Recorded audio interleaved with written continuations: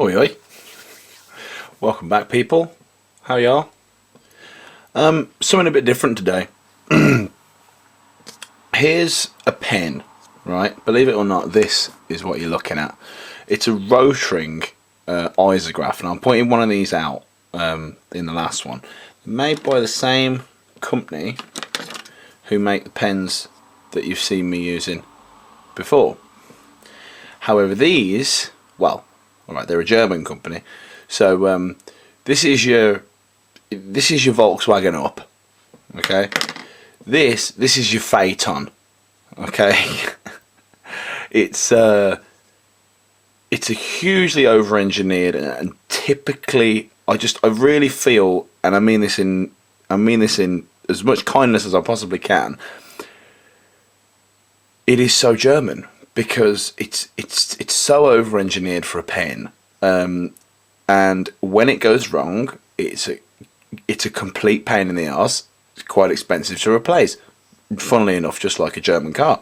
However, when it works, oh my god, it's just brilliant. Okay, and I'm going to put it back together for you. I've just been downstairs, taken the whole thing apart, and it's completely dried out. Okay, because the ink you get with these is a really thick, like Indian ink, right?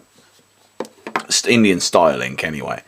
And if you leave it for too long, it just dries up. I mean, it dries to a crust, okay? And I have just, you can probably see on my hands that I've got ink now embedded in my pores from getting this thing apart. So let's get a zoom on here, and I'll show you what the fucking hell I'm talking about. So it's actually a valve pen. I'm going to find something to point at it with. This is the main housing, and this is your plunger.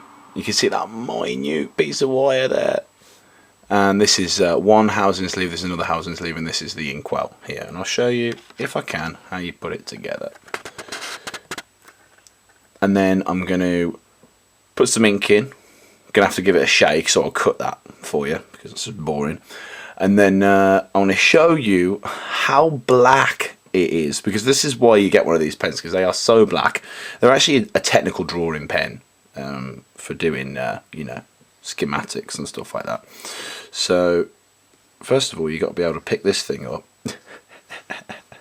Can you tell my videos are completely unscripted? This is actually a tiny piece of wire, tiny little piece of wire there, and this goes in there like that. It's a good job it is a piece of wire, because if it was rigid I'd have snapped it ages ago. And that just drops into there like that. And then you get the little, this is I guess you call it a sighting sleeve. It sort of holds the valve straight in there, and you pop it over the top plunger like that, in it goes, and then you screw it on like that. And then you've got this other little sleeve. You can probably see the teeth marks on there for the amount of times I've had this thing apart. And you just pop that over there. And here's the inkwell. Grab your ink and pull the focus in a bit for you. That's better. Now you've got to watch what you're doing. I used one of these pens almost all through school, and the amount of mess I made with it was just, it was criminal, really. Now, the ink will usually make a nice little bubble out the top. Look at that for a black bubble. Lovely. And then pop the nib in, and there you go. Fill her up. Don't fill her up all the way to the top, because getting to the bottom of one of these is really, really hard.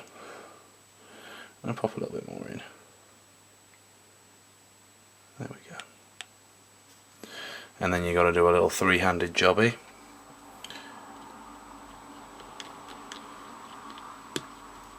On it goes.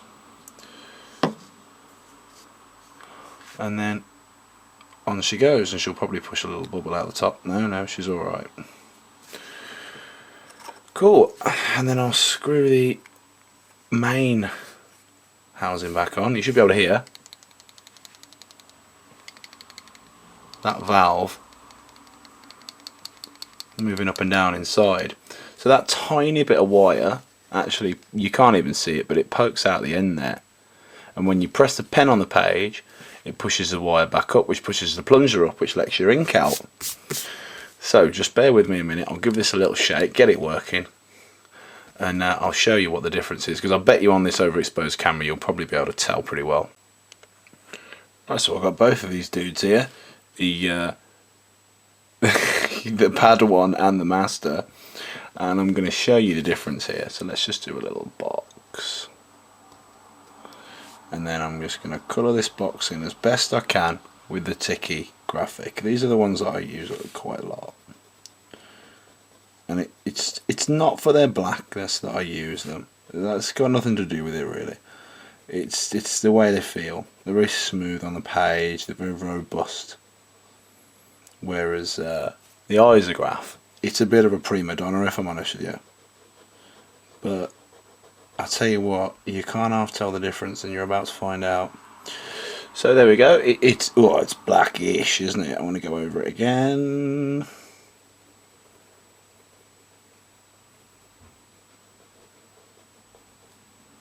Right, there's one. So give the little bastard a shake. Give the little bastard a shake, mate. I don't know about you, but I can tell already. You have to kind of hover it, you know, a micron above the page. And then I'll colour this guy in, and I'm only going to give him one layer.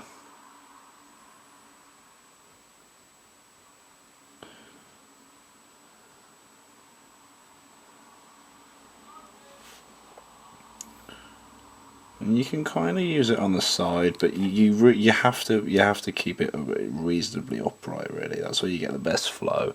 And you see, you probably can't even see because my thumb's in the way. But once it gets flowing, it's actually really smooth. But you just can't be as bad with it. You've got to watch what you're doing. Right, there we go. Now that's just one layer. And I don't know about you, but that is just smackingly obvious. The black test. So when it comes to doing this sort of work, okay, when you're doing, say you want to get on a really nice shaky little weavy little pattern, the definition of the line is absolutely gorgeous. And I'm just going to keep going round.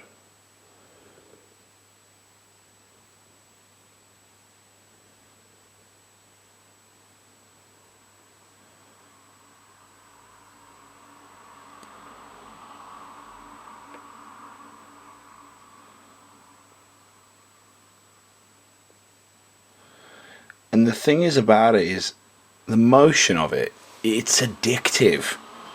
And I would say it was the ownership. Now, I should say, sorry, before I move on, I should say that it was my dad that got me into these pens. He absolutely swore by them and never shut up about them.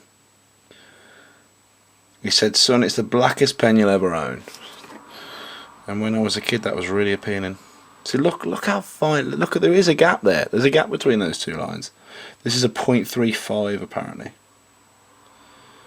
I'll see what I'll do. I'll just come back round.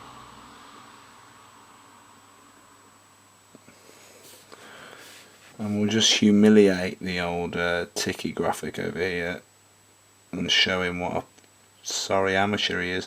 But that's only because in a felt tip you've got to have a much more watery ink for it to wick down and onto the page. Whereas with a pen that's built like this, you can have a proper well in there.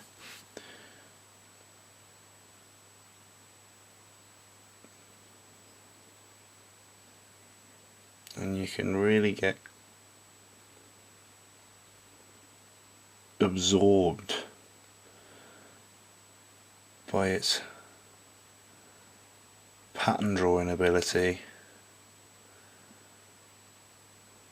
See?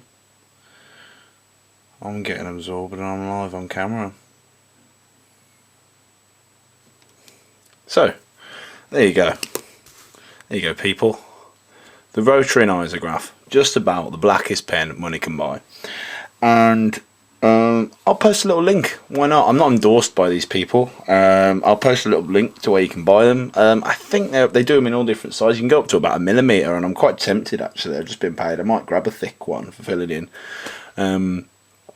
Yeah, I'm not endorsed by these people, but I will give you a link.